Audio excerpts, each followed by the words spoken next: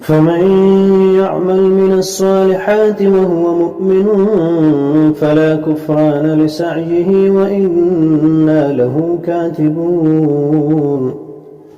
وحرام على قرية أهلكناها أنهم لا يرجعون حتى إذا فتحت يأجوج ومأجوج وهم من كل حدب ينسلون واقترب الوعد الحق فإذا هي شاخصة أبصار الذين كفروا يا ويلنا قد كنا في غفلة من هذا بل كنا ظالمين إنكم وما تعبدون من دون الله حسب جهنم أنتم لها واردون.